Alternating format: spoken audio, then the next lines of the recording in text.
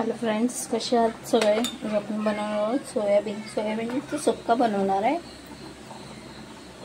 मी इथे भिजवून आणि पिळून घेतलंय सोयाबीन। 1 वाटी दही आहे, अर्धी वाटी दही, लसूण, कढीपत्ता, कोथिंबीर, कांदा आणि टोमॅटो। या दहीमध्ये आपण मसाला टाकून घेणार आहोत।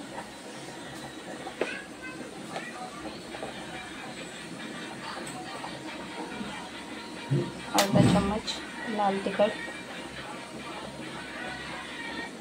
हळद, धना जिरा पेस्ट, थोडासा गरम मसाला पावडर आणि यात आपण घालणार आहोत थोडीशी काश्मीरी लाल मिर्च पावडर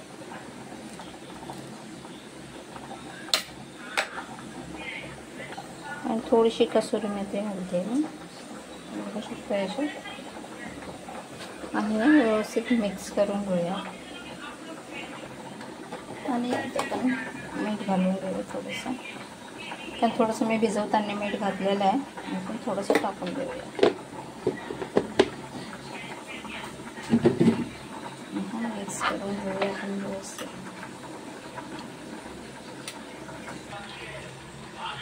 तेल टाकून घेतलं आहे मी टोपात।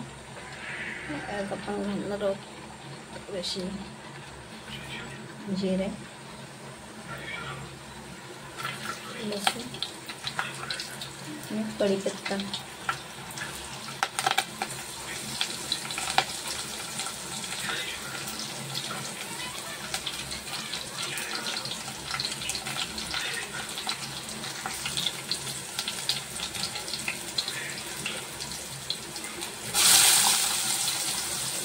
कांदा आणि टोमॅटो टाकून घेऊया, एकत्रच भाजून घेऊया आपण, जेणेकरून ते जळणार नाही।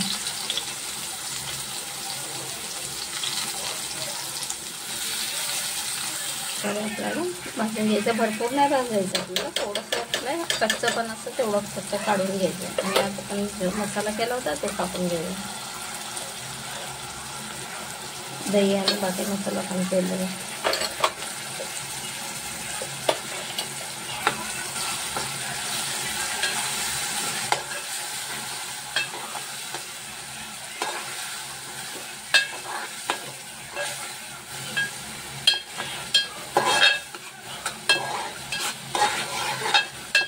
मसाला आपल्याला व्यवस्थित भाजून घ्यायचा, कारण सर्व कच्चाच आहे।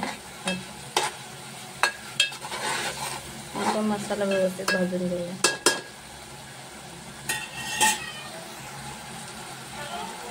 असा आपला मसाला व्यवस्थित असा भाजून झालेला आहे।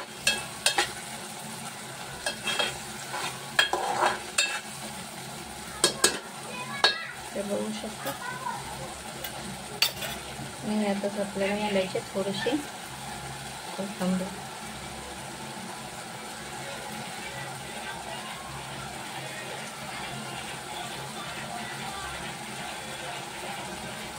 म्हणजे सोयाबीन आहे हे टाकून घेऊया आपण।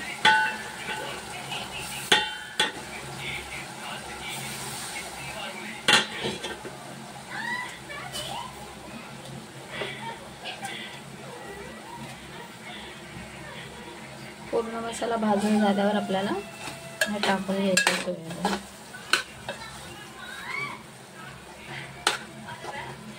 आणि आता आपल्याला पाणी वगैरे काहीही मिक्स करायचं नाही आहे, बिना पाण्याचंच आपण करणार आहोत, म्हणजे सुक्कं करणार आहोत म्हणजे।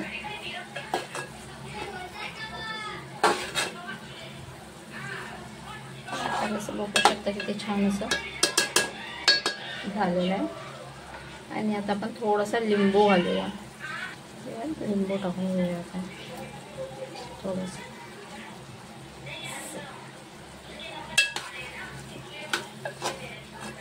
आणि झाकण ठेवून 2 मिनटं आपल्याला वाफवून घ्यायचं आहे फक्त। हे आपल्याला एकदम कमी गॅसवरच शिजवून घ्यायचं आहे, जेणेकरून मसाले सोयाबीनच्या आतमध्ये गेले पाहिजे, तेव्हा ते मसाले वाटणार नाही। तर एकदम आपलं सोयाबीन असं वाटणार की जसं काही कापूस खातोय आपण। तर एक 10-15 मिनटं आपण याला असंच कमी गॅसवरती शिजवून घेऊया। पाणी मी बिलकुल टाकलेलं नाही आहे, तर जे मसाले होते त्यातच पूर्ण शिजवून घेऊया.